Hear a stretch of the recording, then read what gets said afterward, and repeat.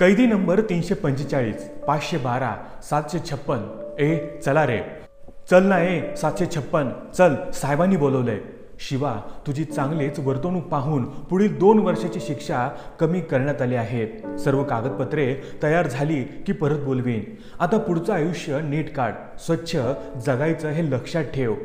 आभारी आहे साहेब. शिवाच्या सुरकुतलेल्या डोळ्यात पाणी तरळत होतं. थरथर ते हात जोडत मनापासून धन्यवाद असे बोलत शिवा परत कुलपाच्या आड कोपऱ्यात बसला आणि दोन्ही गुडघ्यात डोकं खुपसून हमसून रडू लागला. शिवा, वय वर्ष 62-63 असेल. बायकोच्या खुनाची शिक्षा झाली होती. गेली 20-22 वर्ष जेलमध्येच होता. त्याच्यासोबत असलेले बाकी कैदी खून, बलात्कार, दरोडे अशाच गुन्ह्याची शिक्षा भोगत होते. सगळे एकदम अट्टल गुन्हेगार. कित्येक वेळा जेलची हवा खाल्ल्याने निडर माजोरडे झाले होते. शिवा त्यांच्यात अगदी घाबरून राहायचा. साधारण माणसाने असे वातावरण कधी अनुभवलेलंच नसतं. तिथल्या कुबट वासाने जीव कासावीस होत असे. सतत आई माईवरून शिव्या आणि गलिच्छ भाषा याचा त्याला उबग यायचा. सुरुवातीला शिवाची आई आणि बा यायचा भेटायला, पण नंतर ते बंद झाले. इतक्या वर्षात एकही जण भेटायला आले नव्हते. गपचूप जे पडेल ते काम करायचा, जे समोर येईल ते गप्पपणे गिळायचा आणि जमिनीवर निमूटपणे पडून राहायचा. एक प्रायश्चित्त भोगल्यासारखं वागणं असायचं. शिवाला त्या ढोपराच्या काळोखात त्याचा भूतकाळ दिसू लागला. शिवा आणि उमा, कुठलेही साम्य नसलेले दोघे कसे काय एकमेकांना पसंत पडले कुणास ठाऊक. शिवा म्हणजे रांगडा गडी, रोज बैठका मारलेला, आडदांड शरीर, पिळदार मिशा. एका वेळेस ग्लासभर दूध लागायचं आणि डझनभर अंडी. 10-12 भाकऱ्या तर कुठेच जायच्या. लवकर उठणं, व्यायाम करणे, शेतावरची कामं उरकून गावातल्या लोकांना मदत करणे. जेमतेम 4 बुकं शिकलेला, पण अनुभवाचे बोल आणि व्यवहार चोख असायचा. सगळे व्यवस्थित जिथल्या तिथं असायचं त्याचं. फक्त एकच वाईट होतं, ते म्हणजे अत्यंत तापट स्वभाव. कोणावरही अत्याचार सहन नाही व्हायचा त्याला.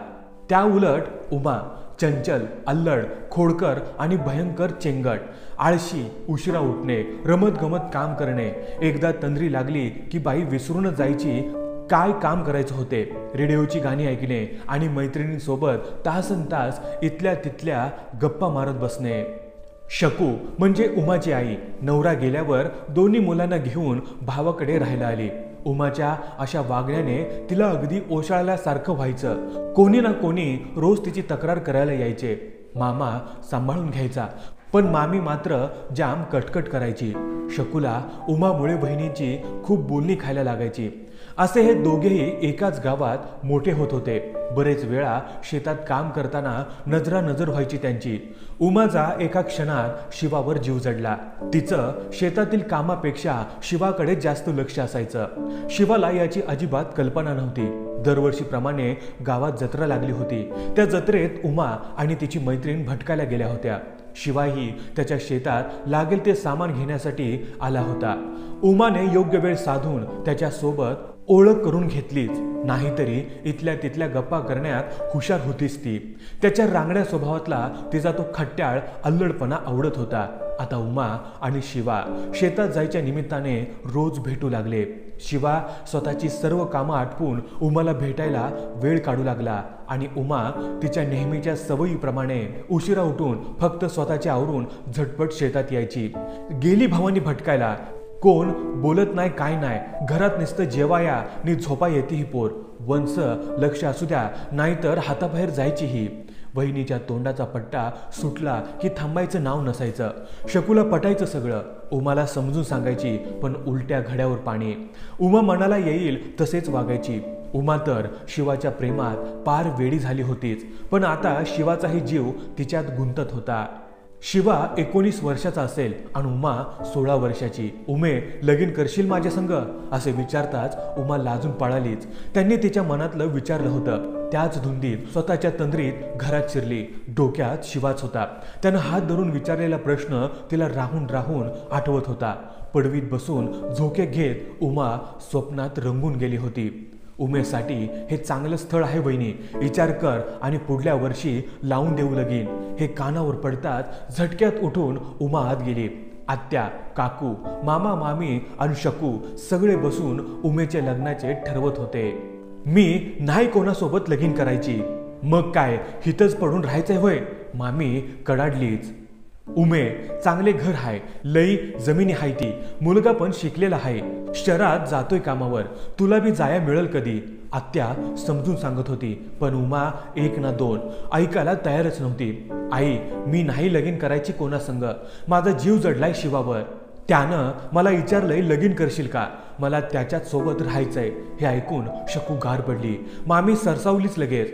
ग बाये, तो गोताकाचा, त्यानं तुला कधी विचारलं? आज, आत्ता. मग तू काय बोलली?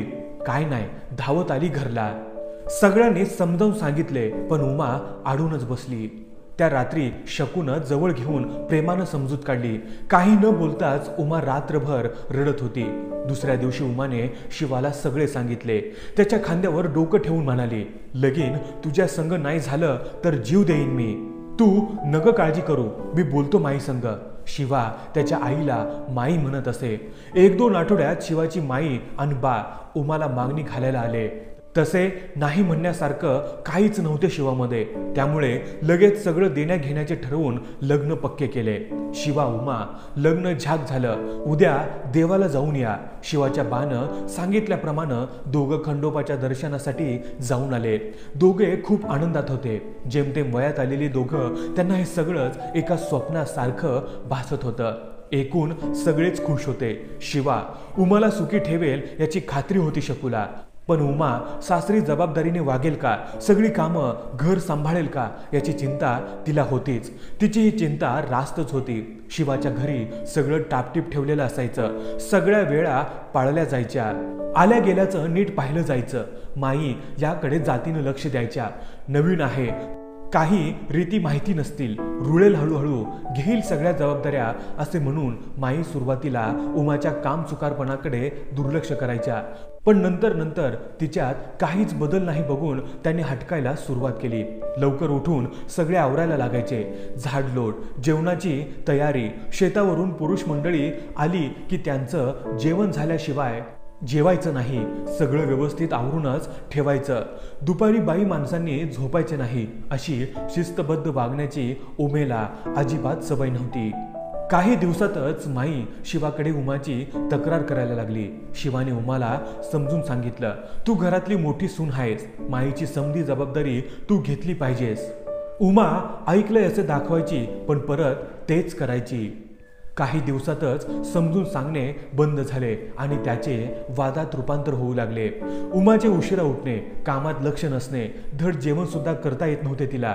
या तक्रारी माई रोजच्या रोज शिवाकडे सांगू लागल्या. शिवा काम करून दमून भागून आलेला असायचा आणि या तक्रारी ऐकल्या की त्याचा पारा चढायचा. रोजची घरात भांडणं होऊ लागली. असेच करत वर्ष पूर्ण झाले. दोघांच्या लग्नाला आणि बाळाची चाहूल लागली. मुलगाच होणार या आशेवर माई होत्या. कडक डोहाळे लागल्याने 9 महिने उमाला सगळ्यांनी जपले. उमा आता मामाकडे बाळंतपणासाठी आली. एका भल्या पहाटे 4:07 उमा आणि शिवाच्या आयुष्यात छोटी परी येते. दोन्ही कुटुंब खूपच खुशीत असतात. माईचं मन मात्र खट्टू होतं. 12व्या दिवशी बारसे होते आणि परीचे नाव पार्वती ठेवण्यात येतं. आता या बाळाला सांभाळायची जबाबदारी उमा नीट पार पाडेल आणि तिच्या बाकी वागण्यातही बदल होईल असे सगळ्यांनाच वाटत होते. पण तसे अजिबात झाले नाही. शिवा आधी करायचा त्यापेक्षा दुप्पट मेहनत करू लागला. शेती व्यतिरिक्त त्याने पतपेढी सुरू केली. त्याचसोबत त्याने शास्त्रोक्त पद्धतीने नांगरणी, पेरणीसाठी कसे करतात याचं प्रशिक्षण घ्यायला सुरुवात केली. खूप कष्ट घेत होता, खूप मेहनत करत होता. उमाचे घराकडे पाहिजे तसे लक्षच नव्हते. परी खूप वेळा शकूकडे असायची. आजीचा लळा लागला होता तिला. इथे कामात लक्ष नाही म्हणून आधी सारखीच रोज घरी भांडण होऊ लागली. नव्हे, आधीपेक्षा जास्तच होऊ लागली. आता माईने शिवाकडे उमाबद्दल तक्रारी सांगायला सुरुवात केली की त्याचा राग अनावर व्हायचा. कधीतरी त्याचा हात उगारला जायचा तिच्यावर. पण उमामध्ये सुदभरही फरक नव्हता. उलट ती जास्तच आळशीपणा करू लागली.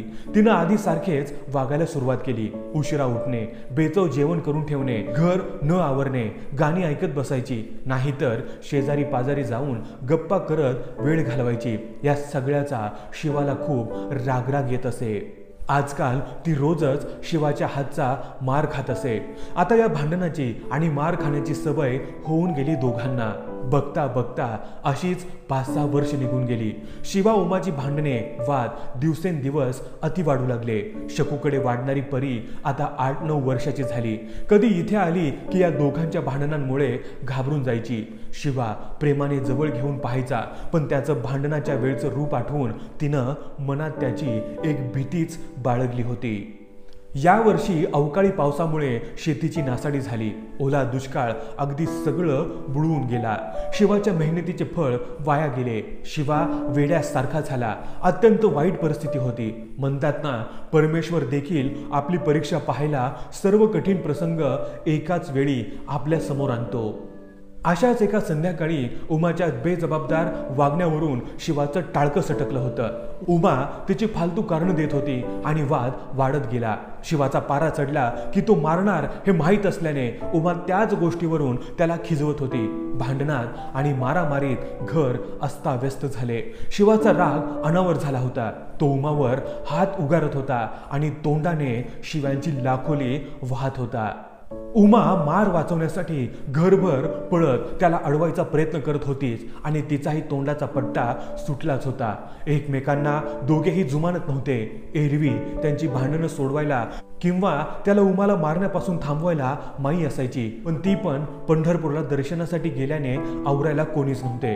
कसे काय झाले अचानक कळलंच नाही. आणि उमाचा तोल गेला आणि तिचा पाय सटकून उलटी डोक्यावर सनसनी तापटली. तिच्या डोक्यातून भळाभळ रक्त वाहू लागले. एका मिनिटात ती रक्ताच्या थारोळ्यात पडली होती. शिवा भानावर आला. काय झालं हे, काय करू काही सुचेना. शेजारच्या नानाला बोलवलं आणि दवाखान्यात घेऊन जाऊ असे शिवा रडत ओरडत बोलत होता. हे सगळं होत असताना आतल्या खोलीत पडद्याआड परी हे यांच्या लक्षात आलेच नाही. नाना धावत आला तशी पाठोपाठ अक्काही आली. अक्कानं परीला उचलून त्याच्या घरी नेलं आणि नीलूला शकूकडे धाडलं. गावाकडे जवळ दवाखाना नसतात, त्यामुळे तिला न्यायीपर्यंत खूप रक्त गेले होते. शिवा निपचित पडलेल्या उमाकडे पाहून रडत होता. त्याच्या रागावर ताबा नसल्याचा पश्चाताप होत होता. सारखा देवाकडे धावा करत होता. उमाला शुद्ध येऊ दे. दवाखान्यात पोहोचता पोहोचता 2 तास गेले. डॉक्टरांनी पाहताच सांगितले ती गेली आहे. उमा शकूनी टाहो फोडला. धाय मोकलून रडू लागली. ही पोलीस केस आहे, त्यामुळे पोलीस पंचनामा पोस्टमार्टम झाल्याशिवाय बॉडी तुम्ही नेऊ शकत नाही असे डॉक्टरने सांगताच शिवा खाडकन जागा झाला. हे काय घडले आपल्या हातून. शकू आणि उमाच्या घरचे त्याला वाटेल तसे बोलू लागले. शिवा तापट स्वभावाचा आहे हे सर्व गावात माहिती होतं आणि आजकाल या दोघांची भांडणं व्हायची हे सुद्धा माहिती होतं. शकूने आणि मामाने शिवा विरुद्ध तक्रार नोंदवली. शिवाने खूप समजून सांगायचा प्रयत्न केला, पण व्यर्थ. त्यावेळी शिवाच्या बाजूने बोलणारे कोणीच नव्हते. त्याच क्षणी पोलिसांनी शिवाला गजाआड केले. शिवा पार खचून गेला. हे काय घडले, मी नाही मारलं तिला हेच ओरडत राहिला, पण ऐकण्यासाठी कोणी तयार नव्हते. एक दिवस त्याचे डोळे माई आणि बाच्या येण्याची वाट पाहत होते. रोज नवीन पोलीस येऊन तेच प्रश्न विचारायचे. डोक्याचा भुगा व्हायला लागला होता. माई दिसता क्षणी लहान पोरासारखा रडू लागला. ओरडून सांगत राहायचा, मी नाही मारलं तिला. शिवाची रवानगी जेलमध्ये झाली. पोलीस कोर्ट कचेरीच्या फेऱ्या सुरू झाल्या. दिवस महिने यातच जाऊ लागले. माईंनी एक वकील नेमला. शिवाच्या विरुद्ध पुरावे गोळा केले गेले. साक्षीदार आणले जात होते. त्याची बाजू अत्यंत तोकडी पडत होती. त्याच्या बाजूने ना कोणता पुरावा होता ना साक्ष. शिवाय हा प्रसंग झाला तेव्हा दोघेच घरी होते. त्यामुळे शिवानीच उमाला मारलं, त्याला शिक्षा झालीच पाहिजे हेच शकू सांगायची. त्यामुळे त्याला शिक्षा सुनावली जाणार हे नक्कीच होतं. पण हे घडत असताना कोणीच प्रत्यक्ष पाहिलं नव्हतं, त्यामुळे त्याची शिक्षा कदाचित कमी वर्ष होऊ शकते असे शिवाच्या वकिलांनी माईंना सांगितले. थोडा दिलासा मिळाला, पण नियतीने जे ठरवलं असतं ते कोणत्याही परिस्थितीत बदलत नाही. शिवा अगदीच खचला होता. आता त्याने ही मनाची तयारी ठेवली होती. आज शेवटची आणि महत्वाची साक्ष कोर्टासमोर येणार होती. पूर्ण कोर्ट भरलं होतं. माई, बा आणि शिवाच्या घरचे हजर होते. उमाचे मामा मामी, भाऊ आणि बाकी घरचे आले होते. साक्षीदार बोलवा असे म्हणताच शकूचा हात धरून परी येत होती. तिला पाहून शिवा धपकन खालीच कोसळला. नाही ग बाळा नाही असे म्हणून रडू लागला. हा प्रसंग घडताना पाहिलेला हा एकमेव साक्षीदार म्हणून शकूनं परीला आणलं. परी जेमतेम 10 वर्षाची. तिला जे दिसलं तिनं शकूला सांगितले आणि तिला साक्षीदार म्हणून उभं केलं. माझ्या बानं आईला खूप मारलं आणि जोरात ढकलून दिलं. आईला खूप लागलं आणि डोक्यातून रक्त आलं. छोट्या परीने हे सांगितलं. जज साहेबांनी शिवाला विचारले, शिवा तुला काही यावर सांगायचे आहे? शिवाने पाणी भरल्या डोळ्यांनी निमूटपणे नकारार्थी मान हलवली आणि तो बेशुद्ध झाला. काही वेळाने शुद्धीत आल्यावर समजलं त्याला काही अपुऱ्या पुराव्यामुळे परीच्या वयाचा विचार करून तसे त्याचं बाकी वागणुकीबद्दल काहीच तक्रारी नसल्याने त्याला 25 वर्षाची सक्त मजुरी शिक्षा सुनावली गेली होती. जेलमधला एक एक दिवस काढताना त्याला फक्त परी दिसत असते. त्या नकळत्या वयाला साक्ष म्हणून बोलावलं गेलं.